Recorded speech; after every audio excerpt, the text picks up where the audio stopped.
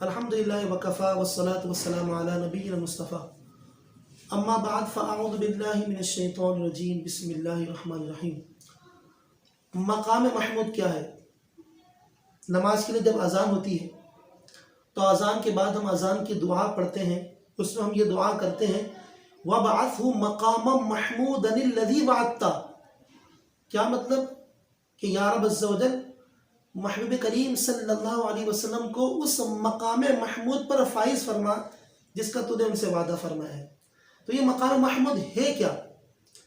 دیکھیں، مقام محمود وہ مقام ہے کہ جس کو جو ہے نبی کریم رؤوف رحیم صلی اللہ تعالی علیہ وسلم کی احادیث مبارکہ میں اس طرح بیان کیا گیا کہ جب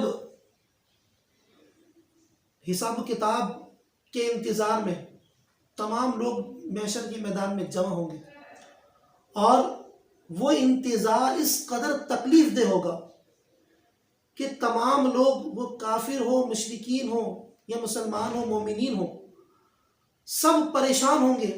بہت زیادہ تکلیف دہ عالم ہوگا۔ لوگ یہ تمنا کریں گے کہ اس انتظار سے تو بہتر تھا کہ ہمیں جہنم میں ڈال دیا جاتا۔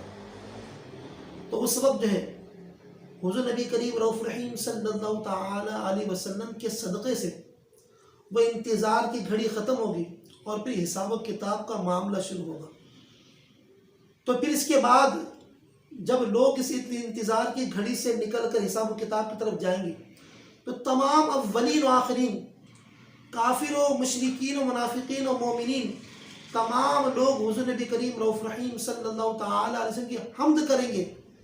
اسی کو مقام محمود کہا جاتا ہے، اور یہ مقام محمود اس کو شفاعت کبریٰ بھی کہا جاتا ہے۔ اور یہ جو حق ہے اور یہ جو شفاعت کبریٰ کا جو اختیار ہے، یہ صرف اور صرف آقا دو عالم نور مجسم صلی اللہ تعالی علیہ وسلم کو حاصل ہے۔ اللہ تبارک و تعالیٰ کی بارگاہ میں کہ اللہ تبارک و تعالیٰ حضور نبی کریم رؤوف رحیم صلی اللہ تعالی علیہ وسلم کی شفاعت ہم سب کو عطا فرمائے، اور حضور صلی اللہ علیہ وسلم کی پکی اور سچی محبت ہم سب کو عطا فرمائے۔ وما علیہ الا البلاغ المبین۔